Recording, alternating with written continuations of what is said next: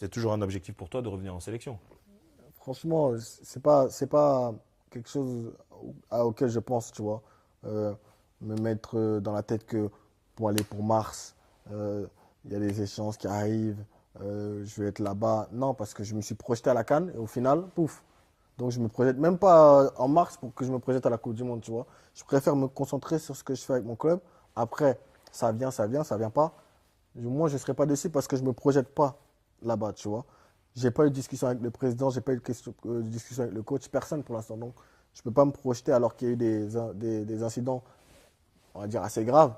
Et pour l'instant, il n'y a pas eu de discussion pour que, tu vois, je revienne en sélection, tu vois. Et justement, en disant ça, est-ce que tu pourrais comprendre que les supporters se disent, bah, on a peut-être un nouveau Nicolas Pepe qui est un peu moins entre guillemets motivé. La plupart des joueurs qui jouent dans leur club, ils sont motivés avec un objectif, venir en sélection, aller jouer une CAN, aller gagner une CAN, aller gagner une Coupe du Monde. Tu peux comprendre que les supporters se disent, bah, Nico, il est déçu, il est limite même blasé, et la sélection, c'est plus vraiment un objectif pour lui. Ouais, mais oui, oui et non, parce que supporters, quand les supporters vont penser ça, mais il faut qu'ils pensent aussi qu'on est des humains, tu vois. On a des émotions comme eux, tu vois. Quand tu es déçu, il y a des choses que tu penses sur le coup qui peuvent, voilà, peut-être ne pas être peut-être la bonne décision ou pas. Mais sur le coup, c'est comme ça que je pense parce que voilà, je suis un humain, j'ai des sentiments et c'est cette déception-là qui est pour l'instant en moi, tu vois. Et c'est pour ça que peut-être que la motivation, c'est pas ça qui va, tu vois, être le problème, tu vois. Parce que eux, ils se diront ça parce qu'ils vont se dire, ouais, mais oh, ils l'ont pas soutenu, donc ouais, peut-être qu'il va être moins motivé. Non, quand tu portes le maillot, tu vois, tu veux mouiller le maillot et tout. C'est pas ça. Mais il y a plein de choses, par exemple, avant de porter le maillot, c'est cette motivation-là de est-ce que j'aurais envie de prendre l'avion pour aller en Côte d'Ivoire, tu vois, et aller mouiller le maillot, tu vois. Parce qu'au moment où je porterai le maillot, si je le porte, eh ben, je vais mouiller le maillot. Mais c'est les tenants et aboutissants d'avant, tu vois. C'est Ouais. ça qui va faire que cette motivation, est-ce que j'ai cette motivation? Est-ce que j'ai cette envie de reporter ce maillot pour justement le mouiller, tu vois? Ouais. Parce que j'ai pas envie d'y aller et ensuite, voilà, voir qu'ils vont se dire qu'il ne mouille pas le maillot et ensuite sortir ces excuses-là, tu vois? Et en parlant des prochaines échéances, donc il y a les matchs en mars, Ouais. Corée du Sud, Écosse, Mm. ça c'est des matchs amicaux. Au mois de juin, il y a un match face à l'équipe de France notamment. Mm. Et puis il y a la Coupe du Monde. Croise les doigts pour que tu fasses partie de ces, pas partie de ces rassemblements. Et au-delà de ça, si Coupe du Monde il y a, tu te vois aller au-delà de la Coupe du Monde? Non, non, pour être. Pourquoi? Parce que je crois savoir que toi, tu avais envie de faire 2 CAN en plus, Bien sûr, bien 3 CAN sûr. en plus. Bien Et sûr, bien sûr.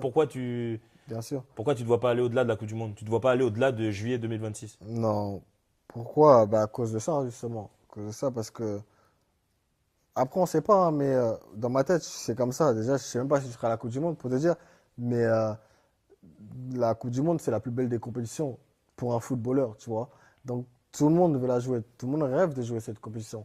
Moi, étant jeune, c'est quelque chose que je voulais jouer quand j'avais 20 ans, machin. J'en ai 30. Et ça pourrait être ma première, tu vois. Et ça pourrait être ma dernière, tu vois, parce que c'est tous les 4 ans. Donc, c'est sûr que c'est une compétition que voilà, j'aimerais goûter. Et ensuite, voilà, arrêter. Et très important aussi, voilà, tu as parlé de ça, tu as 30 ans, tu auras 31 ans au mois de mai d'ailleurs.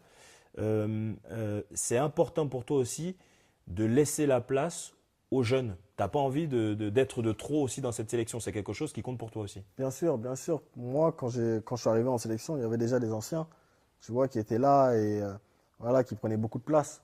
Et c'était compliqué pour nous, les jeunes, de s'exprimer, tu vois. Mais moi, j'ai cette mentalité-là où je ressens pas le besoin de rester jusqu'à 36, 37 ans, parce qu'on a des jeunes qui ont un potentiel énorme et qui ont besoin tu vois, de s'exprimer sur la scène internationale. Et quand je vois déjà le vivier qu'on a, je me dis que je n'ai pas à leur bloquer le chemin, tu vois, parce qu'ils peuvent s'exprimer et voilà, j'ai pas besoin de rester, et prendre de la place et être remplaçant, être là, être sur la fin, être remplaçant et vouloir voilà, essayer d'avoir aussi mon heure de gloire alors qu'ils sont là et ils ont faim, tu vois. Et moi, je le vois comme ça parce que j'ai cette notion-là de, tu vois, de partage dans le sens où euh, je pense pas qu'à moi. Moi, je peux dire, on va dire, j'ai 35, 36 ans. Imaginons que je suis en sélection. c'est pas moi que je vais aller voir le coach pour pouvoir jouer, tu vois. Je suis conscient qu'on a des joueurs qui ont faim et qui ont la qualité pour nous faire gagner. C'est pas parce que je vais jouer pour être, entre guillemets, à la lumière, je m'en fous de ça, moi, tu vois. Donc, pour te dire, si je ressens pas le besoin de revenir parce qu'on a des joueurs qui sont à fort potentiel, je vais pas revenir. Et alors, on va parler de ces jeunes-là, parce qu'il y en a beaucoup aujourd'hui dans cette équipe nationale de Côte d'Ivoire. Mm. Évidemment, même en étant absent, tu restais le premier supporter des éléphants. Comment tu juges cette CAN pour la Côte d'Ivoire, la CAN au Maroc? Dans l'ensemble, ça a été une bonne CAN. Ça a été une bonne CAN, mais tu sens que ça a été la première CAN pour certains, euh, l'inexpérience pour certains aussi, mais c'était une bonne CAN parce qu'on a vu nos jeunes qui ont à fort potentiel dans cette CAN. Pas tout le monde, hein, mais on a vu quand même qu'on avait voilà, un bel avenir. Et je pense que dans l'ensemble, la CAN, elle a été bonne. Même si on a été éliminé par l'Égypte, je pense que la CAN a été bonne. Et puis, il y a un paradoxe aussi, c'est que, je ne sais pas si tu seras d'accord avec moi, mais malgré le fait que vous avez gagné la CAN en Côte d'Ivoire, on a le sentiment quand même que cette équipe était meilleure que celle qui a gagné la CAN. Est-ce que tu es d'accord avec ça ou Ah pas? ouais, je suis d'accord, je suis complètement d'accord. On a gagné la CAN voilà, en bataillant, on va dire ça. En bataillant parce que il y avait pas, on cherchait pas à faire du beau jeu qu'on voulait gagner. C'est la CAN chez nous. Le seul objectif, c'était gagner. Ici, au Maroc, c'était de faire le back-to-back, mais avec la manière, tu vois. Et c'est ce qu'ils avaient commencé à faire, gagner les matchs avec la manière et en proposant aussi du beau jeu, avec voilà, des individualités assez fortes, comme tu l'as dit. Et je pense que ouais, c'était meilleur. Et il nous a manqué quoi sur l'élimination face à l'Égypte? Il nous a manqué quoi selon toi? Je pense de l'expérience à tous les niveaux, que ce soit les joueurs, les coachs, à tous les niveaux, parce qu'on connaît l'Égypte nous connaît, on savait le type de match qu'ils allaient proposer. Et je pense que en marquant tôt, l'Égypte, je pense que déjà ça a mis un coup à nos Au joueurs. moral de nos Ouais, joueurs? à nos joueurs. Et quand je regarde le match, les trois buts de l'Égypte, je crois, c'est trois erreurs de concentration. Et je pense que quand je te dis trois erreurs de concentration, c'est de l'inexpérience. Parce que quand tu regardes l'Égypte, ils ont été solides. Parce que voilà, ils ont l'expérience de ça. Ils connaissent ce genre de compétition où c'est un match et tu sors. Et ce genre de match, ils connaissent. Pas tous chez nous. C'est pour ça que je pense que aussi ça peut être une bonne chose pour nous. Parce que pour les prochaines échéances, même que ce soit Coupe du Monde ou pas, CAN, au moins ils vont savoir un peu voilà, comment gérer ce type de match. Donc on a manqué d'expérience et il y a eu un manque de concentration. C'est ce qui nous a coûté la qualification pour les demi-finales. Un manque de concentration et je pense que même tactiquement, c'est cette expérience-là où on n'a pas été bon parce qu'il fallait aussi voilà, faire des changements. Je te dis ça en tant que, tu vois, parce que j'ai regardé le match et peut-être, tu vois, quand tu es au bord du terrain, tu peux pas tout T'as voir, tu même vois. pleuré un peu. Il J'ai paraît. pas pleuré.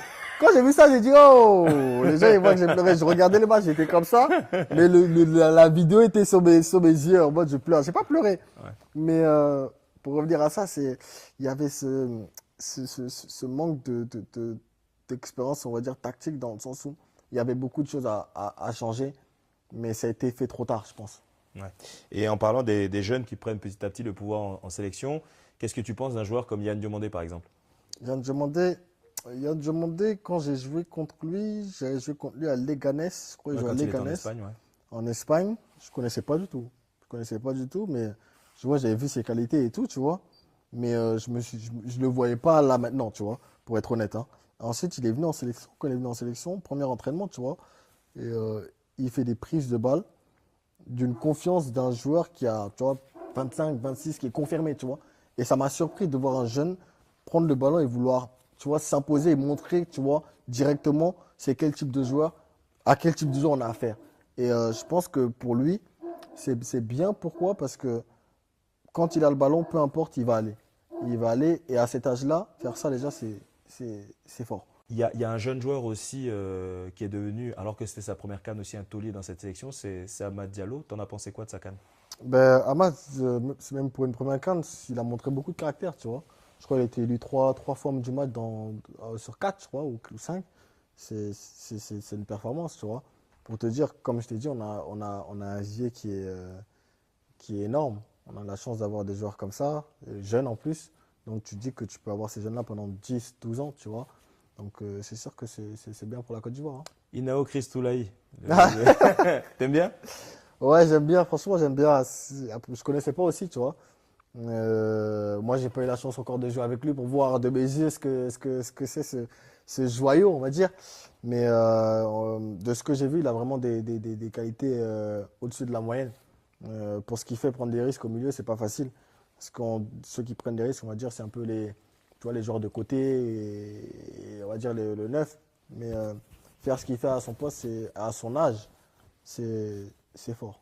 Et il y a ton chouchou, enfin, sur ces jeunes-là, Bazoumana Touré, qui Mm. te fait penser, alors c'est toi qui m'as dit ça, il te fait Ouais. penser à Ousmane Dembélé. Ouais, dans sa manière de courir et tout, mais dans sa manière de jouer, il me fait penser un peu à Ousmane. Mais après, c'est pas la même niveau encore. On ne sait pas où il peut aller parce qu'il a vraiment un gros potentiel aussi.